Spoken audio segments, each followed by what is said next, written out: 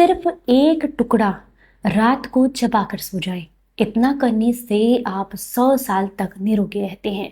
कहने का मतलब ये है कि बुढ़ापे तक आप निरोगी रहेंगे। जब तक जिएंगे आपको वात, पित्त और कफ दोष की समस्याएं नहीं होगी।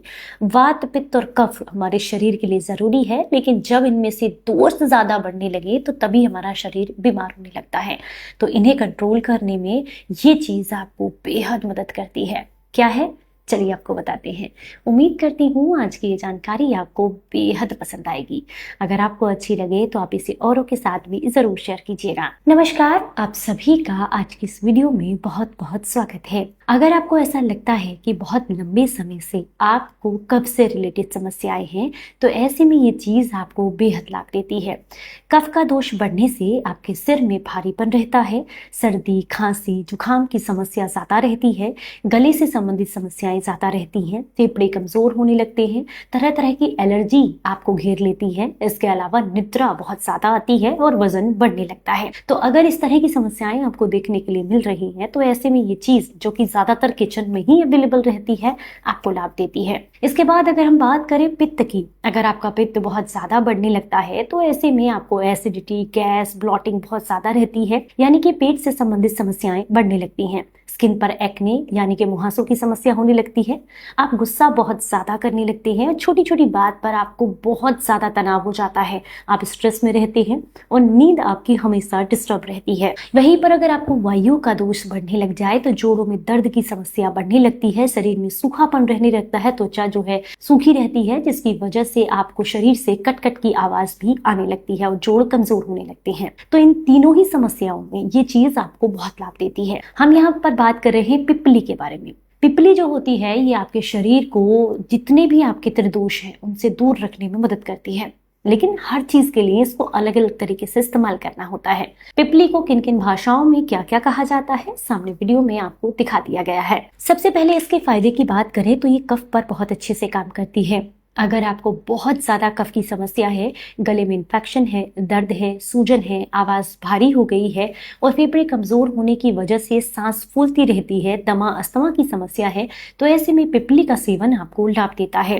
रात को सोने से पहले एक पिप्पली को सिलबट्टे पर रगड़ कर इसका पाउडर बना लें। पाउडर बना करके इसमें 1 से 1.5 चम्मच शहद मिला करके इसकी चटनी जैसी बना करके थोड़ा थोड़ा उंगली से लेकर के इसको जीभ पर रख करके अच्छे से चाटें। इसके बाद आपको ना कुल्ला करना है और ना ही आपको जो है कोई और चीज खानी है।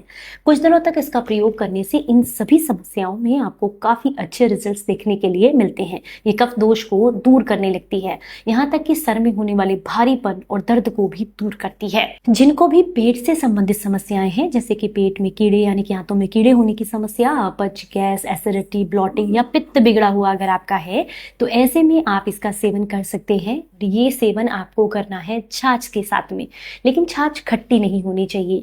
दोपहर के भोजन में आपको ताजी छाछ लेनी है और छाछ के अंदर 1 ग्राम की मात्रा में पिप्पली का पाउडर आपको मिलाना है। साथ ही साथ आप चाहें तो चुटकी भर इसमें सेंधा नमक भी मिला सकते हैं। इसका सेवन भोजन के साथ करने से पित्त दोष को कम करने में आपको मदद मिलती है। अगर आपको ऐसा लगता है कि फेफड़ों में बहुत ज्यादा कफ है, जिस वजह से बार बार खांसी होती रहती है और कभी बलगम वाली खांसी और कभी सूखी खांसी हमें परेशान ही कर रही है, इसके साथ साथ हड्डियों का बुखार भी है, तो ऐसे में पिप्पली और त्रिफला दोनों का काढ़ा बना करके रात को सोने से पहले लें। 1 या 2 पिप्पली को रगड़ कर पाउडर बना लें, साथ में आपको लेना है 2 ग्राम की मात्रा में त्रिफला। अब इसे 1 कप यानी कि 100 ml पानी के साथ अच्छे से उबाल लें।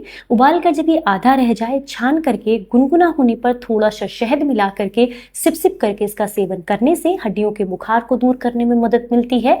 और अगर आपको ऐसा लग रहा है कि बहुत लंबे समय से आपके फेफड़े कमजोर है, कफ की समस्या है आपको, या टॉक्सिन्स बॉडी में है, या फेफड़ों में टॉक्सिन्स है, या फिर नसों का ब्लॉकेज भी है और पुरानी कब्ज भी, तो इसमें आपको लाभ मिलते हैं। अगर आपको खाया पिया शरीर को लगता नहीं है, अच्छे से पचता नहीं है, इस वजह से आपका वजन बहुत कम है और आपको बहुत ब्लोटिंग होती है, तो ऐसे में क्या करना है, आपको काली मिर्च लेनी है, आपको बाईबेडंग लेना है, आपको पिप्पली लेनी है, आपको जीरा लेना है। इन सब को पीस करके इनका पाउडर बना करके खाना खाने से 1 घंटा पहले या फिर भोजन के आधे घंटे के बाद सादे पानी या गुनगुने पानी से 2 से 3 ग्राम की मात्रा में इस पाउडर का सेवन करने से आपको लाभ मिलते हैं। भयंकर से भयंकर दांत के दर्द से परेशान है, तो ऐसे में एक छोटी पिप्पली और 2 लोग इनको रगड़ करके इनका पाउडर बना लें और इसे शहद में मिला लें।